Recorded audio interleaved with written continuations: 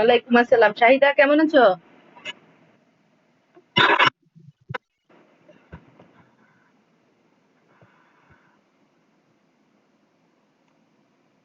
পড়াশোনা করেছিলা?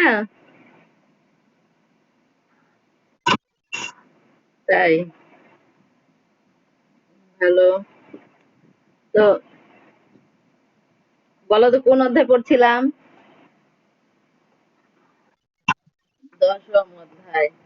দশম অধ্যায় আমরা কত দূর পড়েছিলাম?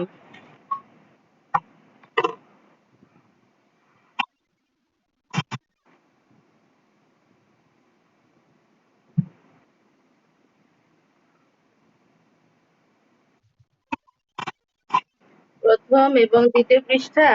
দশম অধ্যায় আমরা পড়েছিলাম 126 নম্বর পৃষ্ঠা তো হয়ে গিয়েছিল প্রথম ক্লাসে। দ্বিতীয় ক্লাস মানে গত শনিবারে যে ক্লাসটা হয়েছিল 19 তারিখে, সেদিন আমরা বঙ্গভঙ্গের কারণ আলোচনা করছিলাম, প্রশাসনিক কারণ পর্যন্ত পড়েছিলাম। বঙ্গভঙ্গের অনেকগুলো কারণ রয়েছে, তার মধ্যে আমরা প্রশাসনিক কারণটা শুরু করেছিলাম। ঠিক আছে? তো প্রশাসনিক কারণ, আর্থসামাজিক কারণ, রাজনৈতিক কারণ, বঙ্গভঙ্গের প্রতিক্রিয়া আজকে আমরা শুরু করব। ঠিক আছে?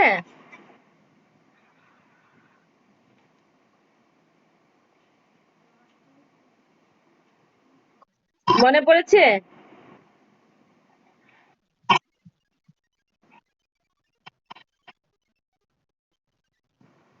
ও, গত শনিবারে ক্লাসটা করনি। হ্যাঁ, রুটিন চেঞ্জ হয়েছে তো।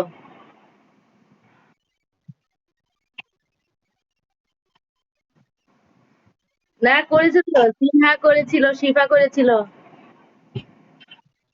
ওরা করেছে।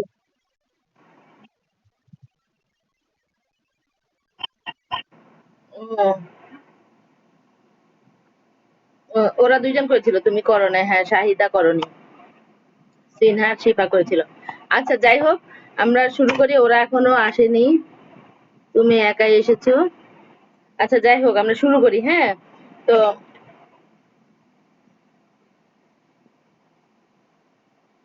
ওই যে 1857 সালে স্বাধীনতা সংগ্রামটা আমরা পড়েছিলাম।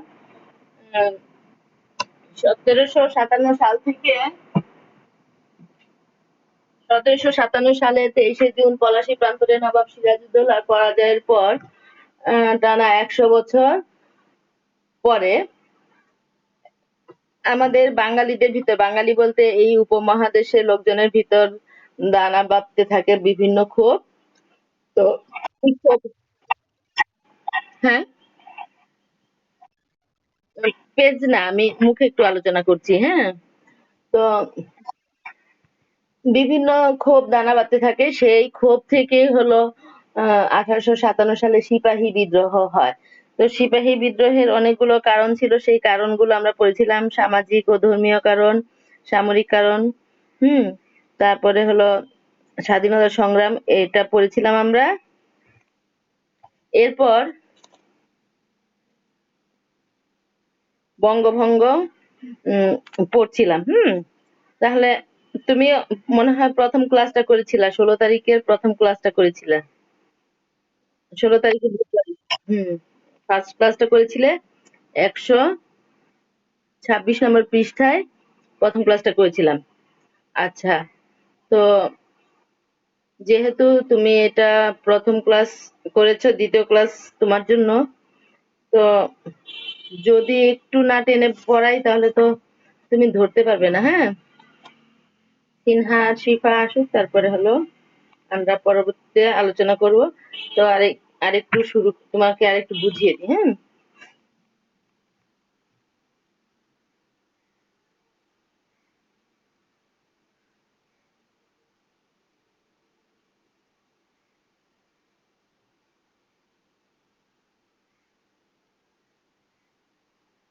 আমরা যেটুকু পড়েছিলাম, হ্যাঁ, যে ওই এটুক তো জানো যে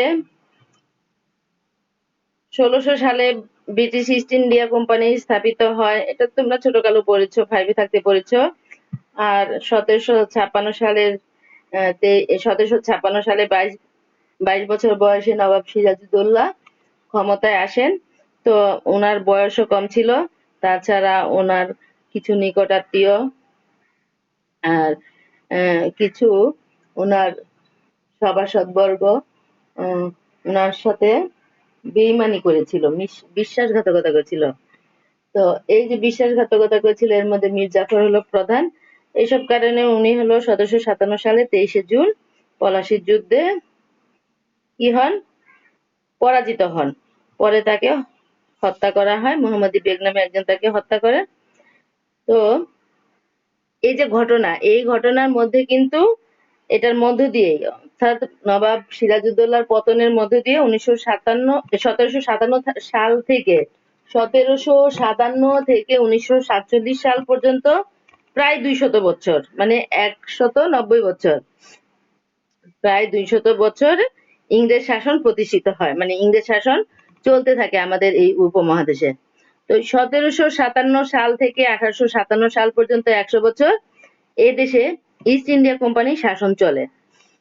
আর এই ইস্ট ইন্ডিয়া কোম্পানি শাসনকে কোম্পানি শাসন বলা হতো, ঠিক আছে, বলা হয় আর কি। কোম্পানির প্রথম শাসনকর্তা ছিলেন রবার্ট ক্লাইভ। প্রায় 100 বছর পরে 1857 সালে কোম্পানির নীতি ও শোষণের বিরুদ্ধে সিপাহীদের মধ্যে অসন্তোষ দেখা দেয় এবং তারা বিদ্রোহ করে। ইংরেজরা এই বিদ্রোহ দমন করলেও শাসন ব্যবস্থা আগের মতো চালাতে পারেনি।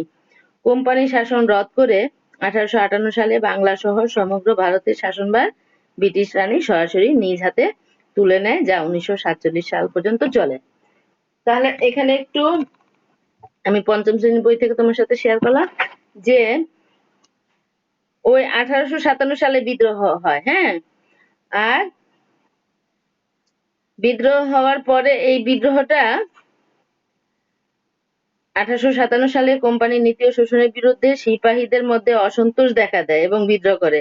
ইংরেজরা এই বিদ্রোহ দমন করলেও শাসন ব্যবস্থা আগের মতো চালাতে পারেনি। কোম্পানির শাসন রদ করে 1858 সালে বাংলা সহ সমগ্র ভারতের শাসনভার ব্রিটিশ রানী সরাসরি নিজ হাতে তুলে নেয়। 1858 সালের বিদ্রোহের পর কি করে ব্রিটিশ রানী সমস্ত শাসন ক্ষমতা নিজ হাতে তুলে নেয় এবং 1947 সাল পর্যন্ত যেটা চলে। তো ব্রিটিশ শাসনের কিছু খারাপ দিক ছিল। কি কি খারাপ দিক ছিল? ভাগ করো শাসন করো নীতির ফলে এদেশের মানুষের মধ্যে জাতি, ধর্ম, বর্ণ এবং অঞ্চল ভেদে বিভেদ সৃষ্টি হয়। অনেক কারিগর বেকার এবং অনেক কৃষক গরিব হয়ে যায় এবং বাংলায় দুর্ভিক্ষ দেখা দেয়। এই ভয়াবহ দুর্ভিক্ষ বাংলায় 1176 সালে অর্থাৎ ইংরেজি 1770 সালে হয়েছিল, যা 76-এর মন্বন্তর নামে পরিচিত। অল্প সংখ্যক জমিদার অনেক জমির মালিক হন এবং বাংলার সংখ্যাগরিষ্ঠ মানুষ গরিব হয়ে যায়। তারপর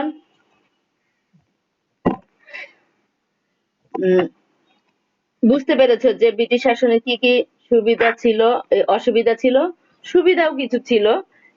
সুবিধা হলো কি, তারা অনেক সড়ক পথ, রেলপথ উন্নয়ন করেন, টেলিগ্রাফের প্রচলন করেন, নতুন নতুন স্কুল, কলেজ, বিশ্ববিদ্যালয়, ছাপাখানা প্রতিষ্ঠা করেন, শিক্ষা ও যোগাযোগ ব্যবস্থার উন্নয়ন ঘটান। তারপরে হচ্ছে শিক্ষা, সাহিত্য, জ্ঞান, বিজ্ঞানের ব্যাপক প্রসার ঘটান। তো এগুলা তোমার বই থেকে পড়াচ্ছি না, এগুলা হলো জাস্ট আমি ভূমিকা হিসেবে বলছি যে এই নবাব সিরাজউদ্দৌলার পতনের মধ্য দিয়ে যে ব্রিটিশদের হাতে ইংরেজদের হাতে ক্ষমতা চলে যায়, তারা শাসন করতে শুরু করেন।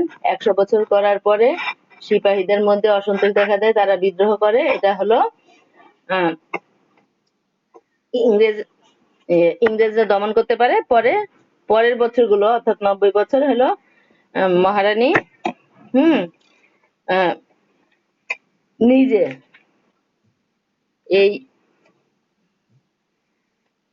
নিজে এই ক্ষমতা, ভারতের শাসন ভার ব্রিটিশ রানী নিজে হাতে তুলে নেন, যা 1947 সাল পর্যন্ত চলে। এবং এই যে শাসন চলতে থাকে, তারা কিছু কিছু ভালো দিক ছিল শাসনের, যে ওই যে বললাম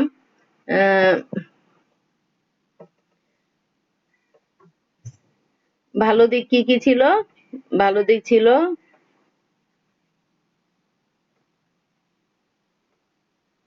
সিনহা, কেমন আছো? ওয়ালাইকুম আসসালাম, ভালো আছো? হ্যাঁ, ভালো আছি। দেরি হয়ে গেল কেন? 12 মিনিট হয়ে গিয়েছে।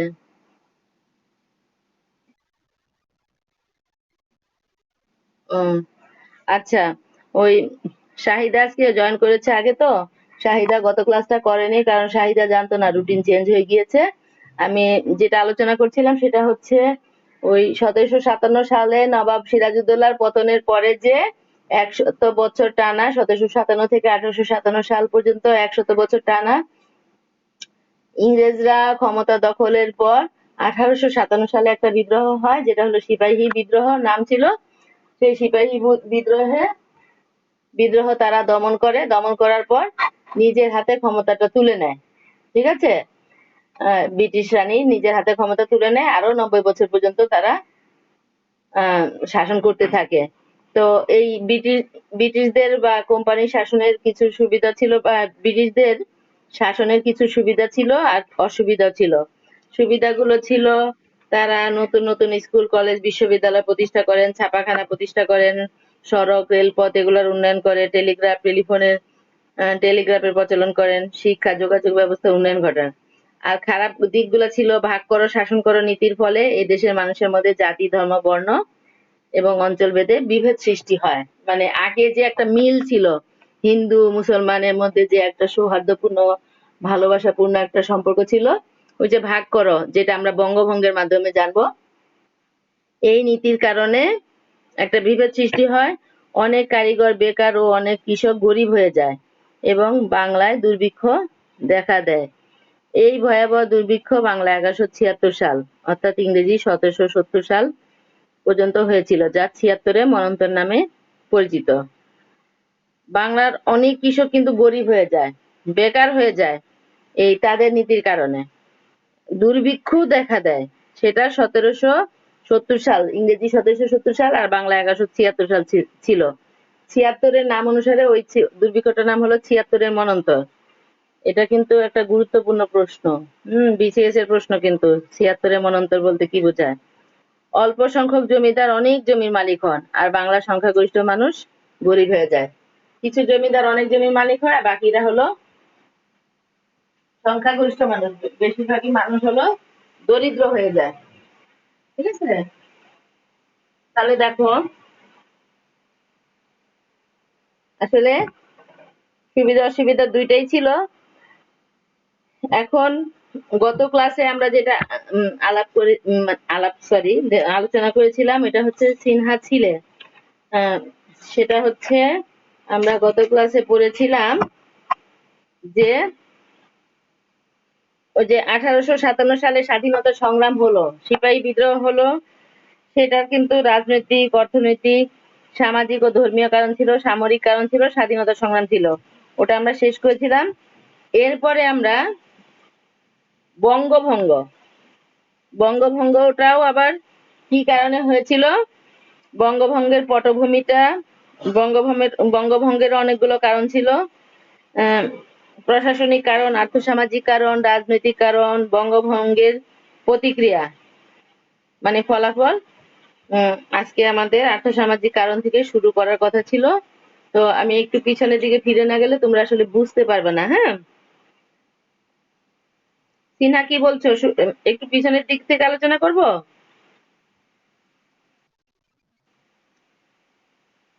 আচ্ছা, তো দেখো, আহ, ওই যে 1857 সালে সিপাহী বিদ্রোহটা হয়েছিল, তো অনেকগুলো কারণ ছিল।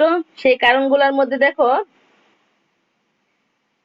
পলাশী যুদ্ধের 100 বছর পর ভারতের উত্তর ও পূর্বাঞ্চলে প্রধানত সিপাহীদের নেতৃত্বে যে সশস্ত্র বিদ্রোহ সংগঠিত হয় তাকেই ভারতের প্রথম স্বাধীনতা সংগ্রাম বলা হয়। ইস্ট ইন্ডিয়া কোম্পানি কর্তৃক দীর্ঘ সময় ধরে রাজনৈতিক অর্থনৈতিক শোষণ, সামাজিকভাবে হেয় করা, ধর্মীয় অনুভূতিতে আঘাত করা, সর্বোপরি ভারতীয় সৈনিকদের প্রতি বৈষম্যমূলক আচরণ, এসবই এই সংগ্রামের প্রেক্ষাপট তৈরি করেছে। নিম্নে প্রথম আহ, স্বাধীনতা সংগ্রামের কারণসমূহ উল্লেখ করা হলো।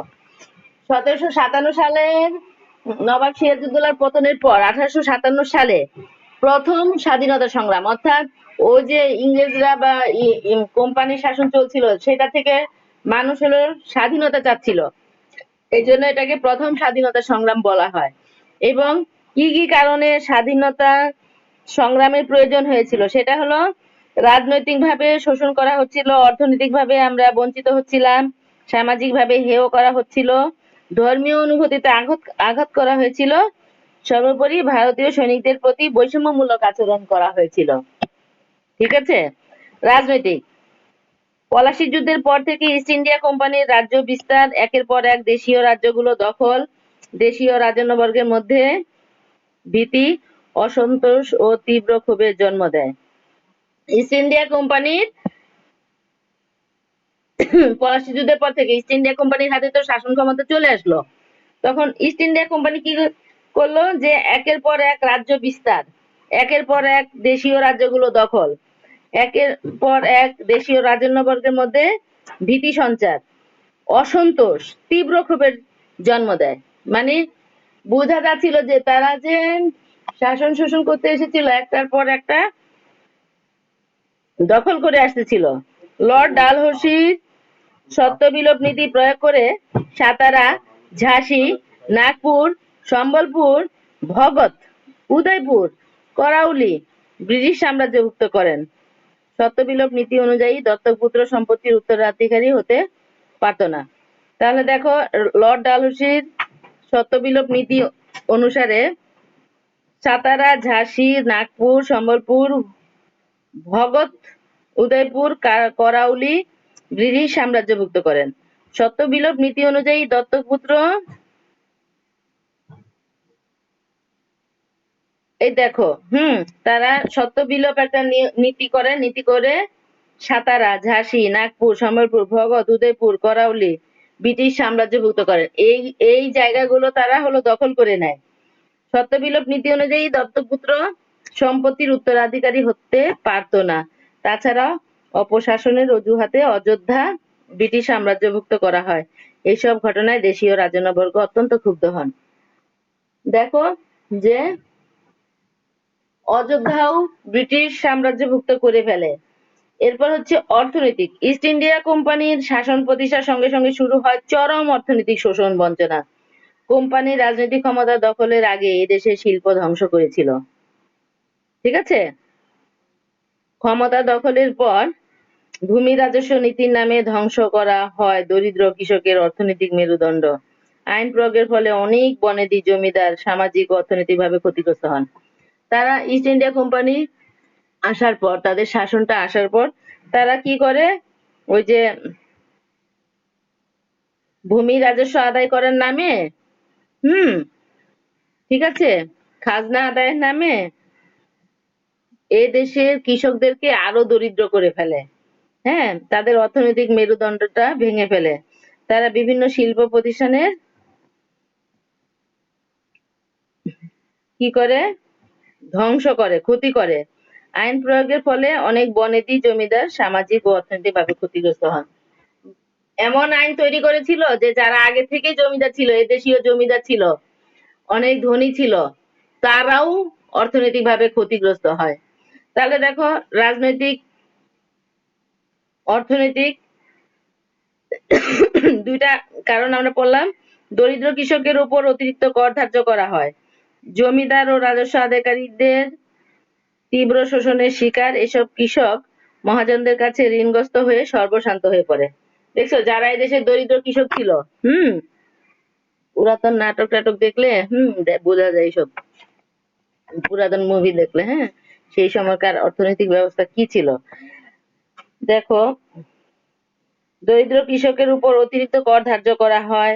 জমিদার ও রাজস্ব আদায়কারীদের তীব্র শোষণের শিকার এসব কৃষক মহাজনদের কাছে ঋণগ্রস্ত হয়ে সর্বশান্ত হয়ে পড়ে। মানে কোন রকম কোন রকম এই ইয়েদের, মানে যারা কৃষক ছিল, জমিদার ছিল, তাদেরকে কোন রকম খালি একটু সুবিধা দিয়ে, আর এরাই হলো বেশি সুবিধা নিত, এত বেশি করের বোঝা তাদের উপর আরোপ করা হতো, তারা এই কর দিতে গিয়েই সর্বশান্ত হয়ে পড়তো, জমিহীন ভূমিহীন হয়ে যায়। এরকম একটা অবস্থা হয়ে গিয়েছিল। একদিকে বাজার দখলের নামে স্থানীয় শিল্প ধ্বংস, অপরদিকে অতিরিক্ত অর্থ লাভের আশায় জমি বন্দোবস্তের নামে কৃষি ধ্বংস হয়। ফলে বাংলার অর্থনৈতিক কাঠামো সম্পূর্ণরূপে ধ্বংস হয়ে যায়। এই অবস্থার শিকার সাধারণ মানুষ কোম্পানি শাসন বিরুদ্ধে বিদ্রোহী হয়ে ওঠে। তাহলে তারা আমাদের রাজনৈতিক ভাবেও আমাদের উপর শোষণ করে, অর্থনৈতিক ভাবেও শোষণ করে। এবার হলো অর্থনৈতিক ভাবে তো দেখলাম যে জমিদারদের থেকে, কৃষকদের থেকে করের বোঝা চাপিয়ে দিয়ে চরম ক্ষতিগ্রস্ত করে। সামাজিক ও ধর্মীয়। উপমহাদেশের জনগণের ক্ষোভের একটি গুরুত্বপূর্ণ কারণ ছিল সামাজিক ও ধর্মীয়। উপমহাদেশের জনগণের ক্ষোভের একটি গুরুত্বপূর্ণ কারণ ছিল সামাজিক এবং ধর্মীয়।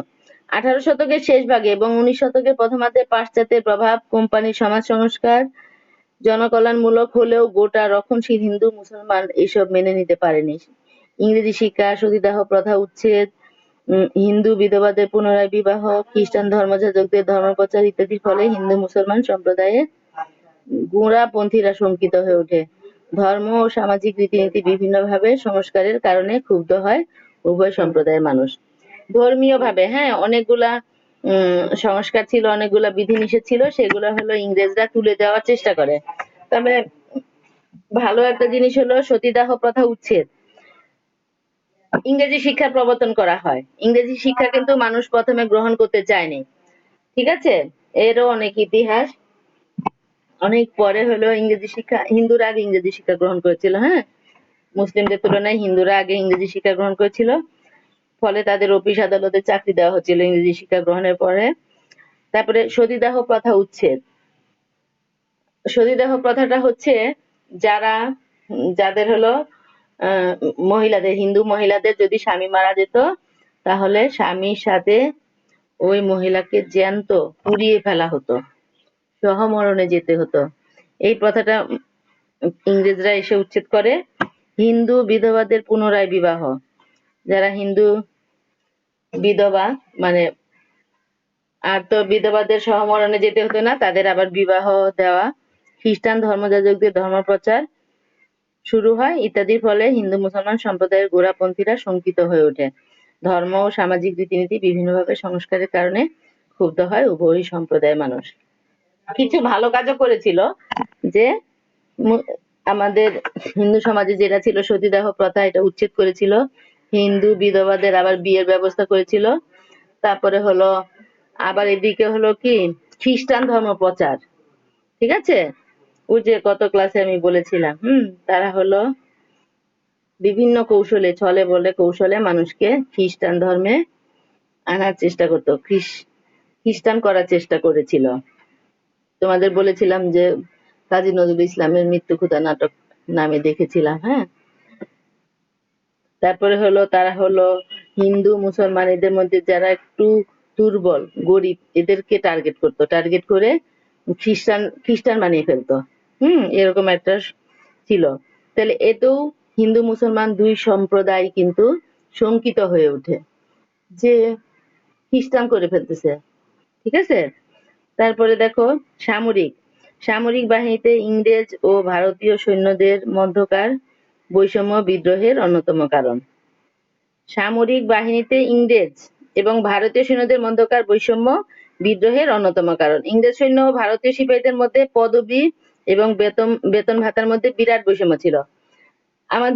আমাদের বাঙালিরা যারা ওই সেনাবাহিনীতে নিযুক্ত ছিল, আর ওরা তো আমাদের দেশে এসে রাজত্ব করছেই, তাহলে ওদেরও যারা ছিল এই বাঙালিদেরকে বেতন ভাতা অন্যান্য সুবিধা কম দিত, কিন্তু ওদের বেলায় আবার খুবই বেতন ভাতা অন্যান্য সুবিধা বেশি পেত এই যে সামরিক বাহিনীতে যারা নিয়োগপ্রাপ্ত ছিল, ঠিক আছে? তো তাছাড়া পদোন্নতির সুযোগ থেকেও তারা বঞ্চিত ছিল। তার উপর ব্রিটিশ অফিসারদের পক্ষপাতিত্ব, বন্ধুত্বপূর্ণ আচরণ সিপাহীদের মধ্যে বিদ্রোহের আগুন জ্বালিয়ে দেয়, ঠিক আছে? যারা ব্রিটিশ অফিসার ছিল, আমাদের দেশের সিপাহী যারা, আমাদের দেশের সৈনিক যারা, তাদের সাথে বৈষম্যমূলক আচরণ করত। তাদের যে সিপাহী ছিল, সৈন্য ছিল, তাদের সাথে ভালো আচরণ, আমাদের দেশে যারা ছিল তাদের সাথে খারাপ আচরণ, আমাদের সাথে অধ্যত্বপূর্ণ আচরণ করতো, তাদের সাথে খুব সফট আচরণ করতো। এইসব কারণে কিন্তু বিদ্রোহী হয়ে ওঠে। তাহলে দেখো, রাজনৈতিক কারণ ছিল, অর্থনৈতিক কারণ, সামাজিক ও ধর্মীয় ছিল, সামরিক কারণও ছিল। তাছাড়া হিন্দু মুসলমান উভয় সম্প্রদায় সিপাহীদের ব্যবহারের জন্য এনফিল্ড রাইফেলের প্রচলন করা হয়।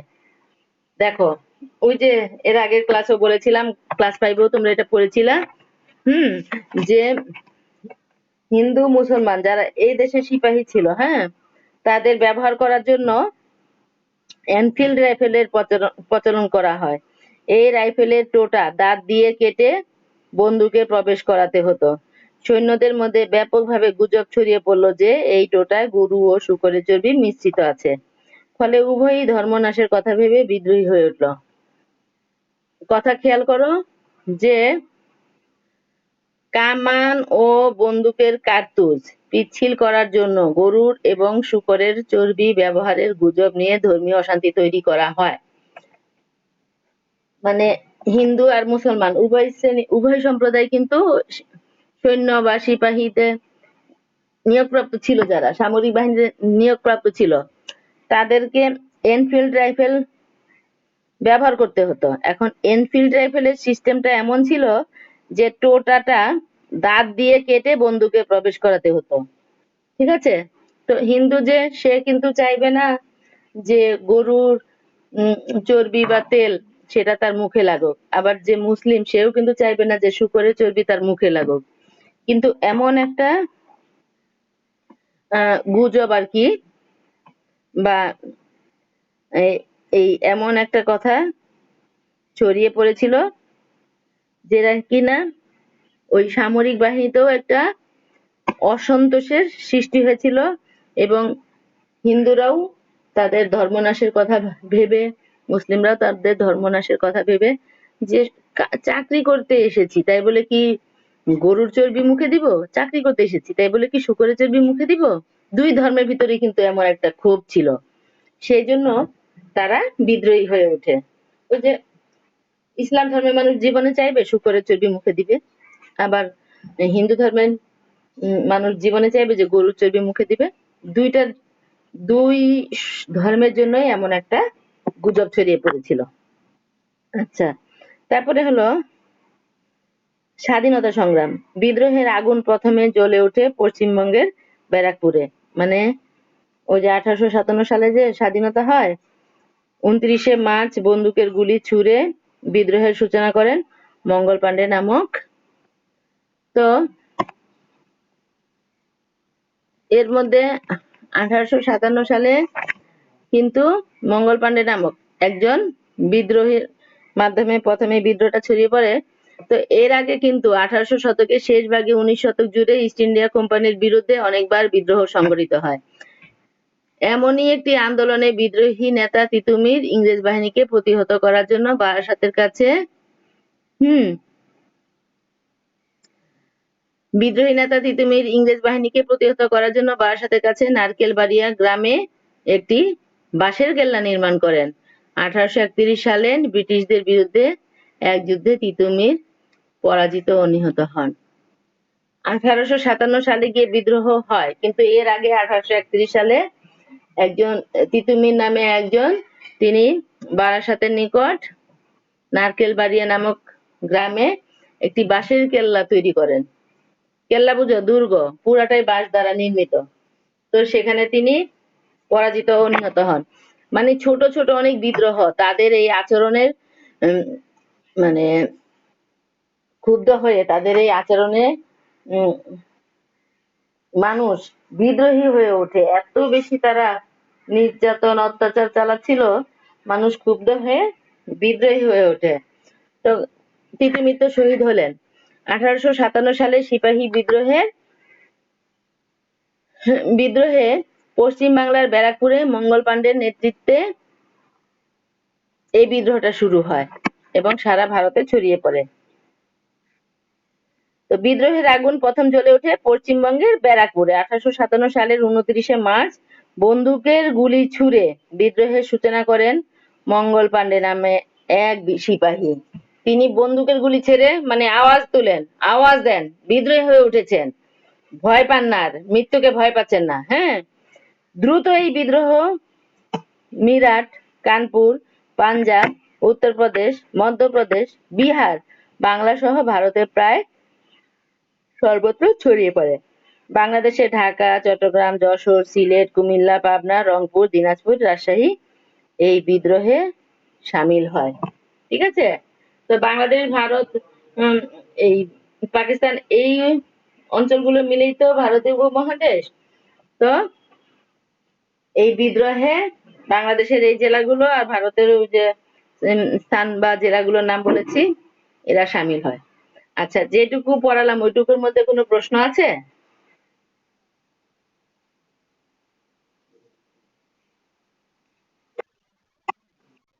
কথা বুঝেছো তো যে হ্যাঁ, 1757 থেকে 1857 সাল পর্যন্ত টানা 100 বছর ইংরেজরা রাজত্ব করার পর আহ, রাজত্বের মাঝখানেই বাংলার মানুষ খুব বিদ্রোহী হয়ে ওঠে, বিভিন্ন কারণে বিদ্রোহী হয়ে ওঠে।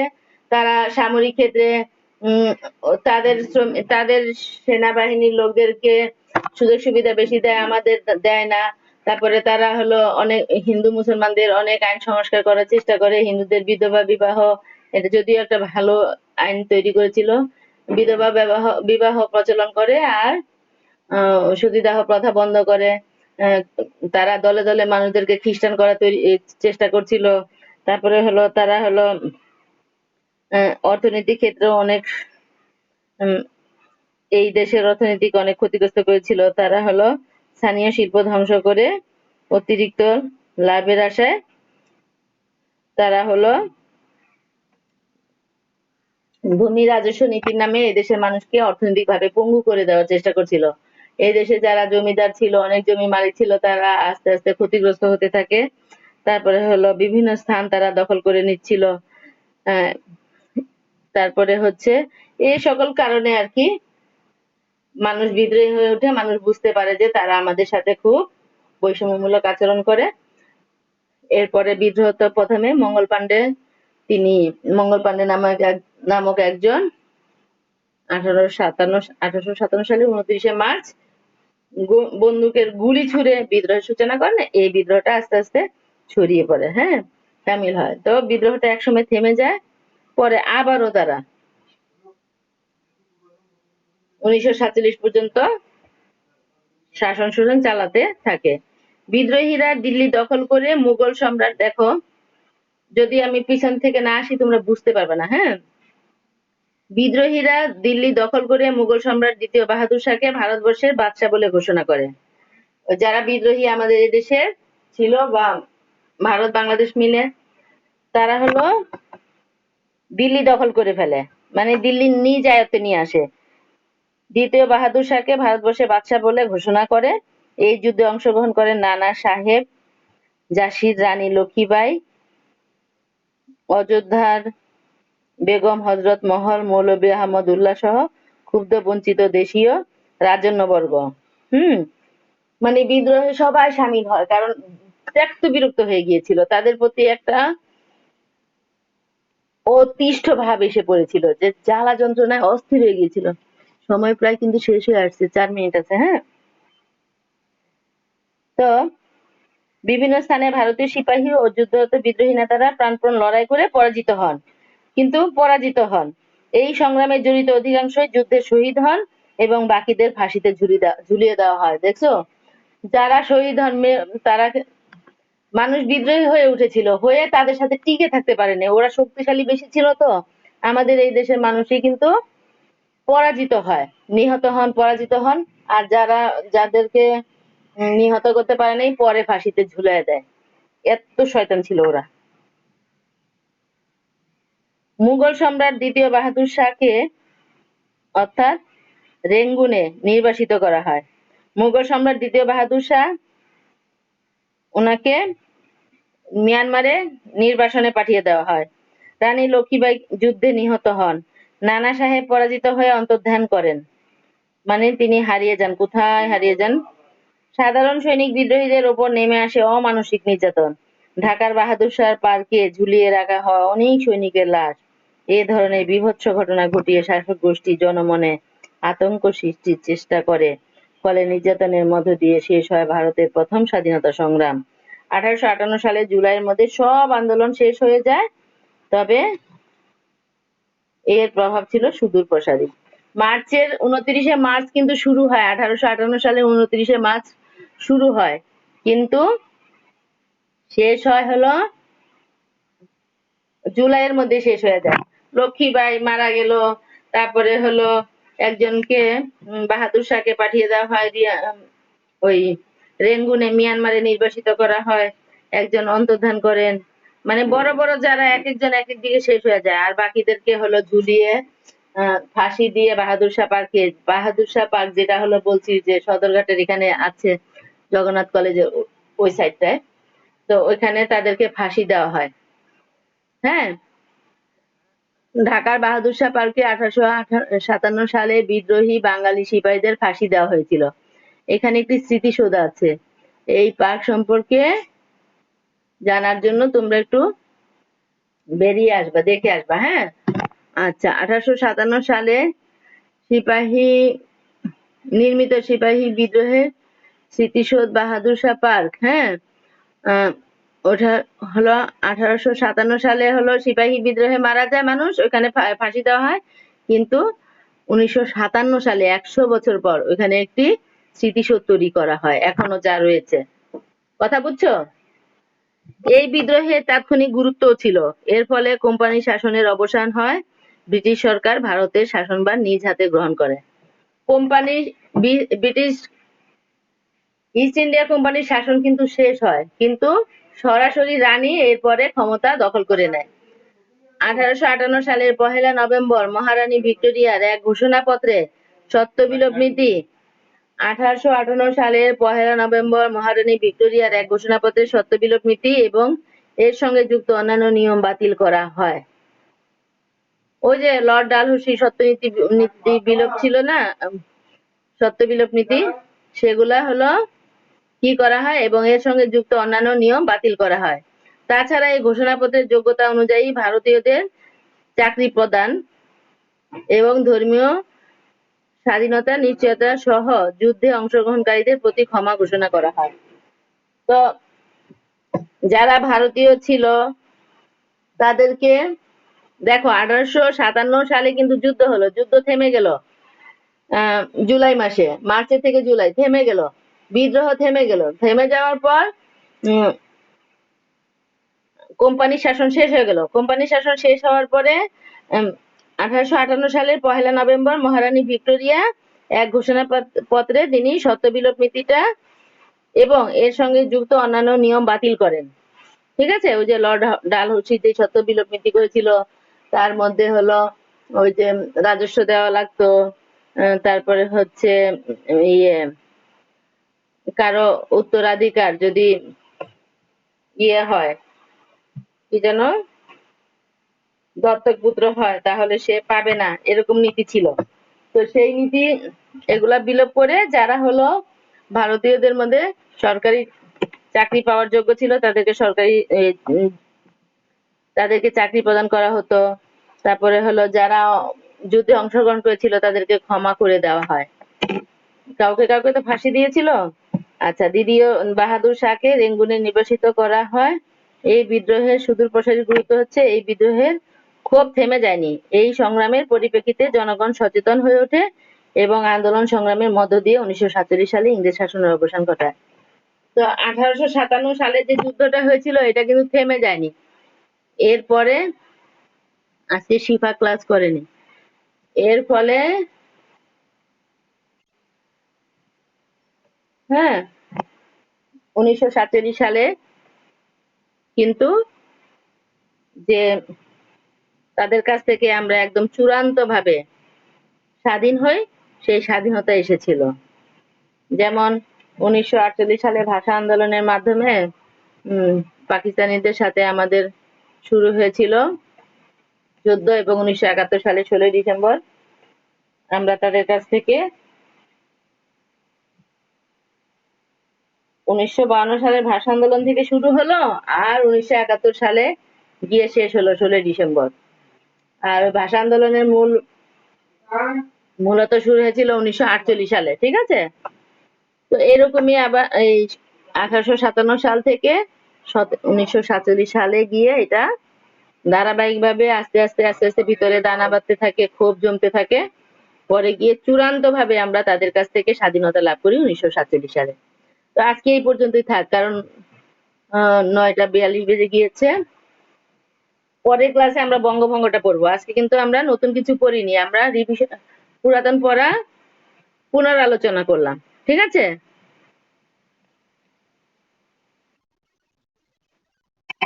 হুম। তাহলে পরের ক্লাসে আমরা কি বুঝবো? ইয়ে, পড়া যদি আমি ধরি পারবা তো? খুব সুন্দর করে কিন্তু আমি বুঝিয়ে দিয়েছি, আমি মনে করছি যে তোমাদের বোঝার কথা, ঠিক আছে? তো তাহলে আজকের জন্য আল্লাহ হাফেজ। সময় শেষ তো, অফ হয়ে যাবে। তাহলে ভালো থেকো, পুরান পড়া কিন্তু পরের ক্লাসে আমি আগে ধরে নিব। ওয়ালাইকুম আসসালাম।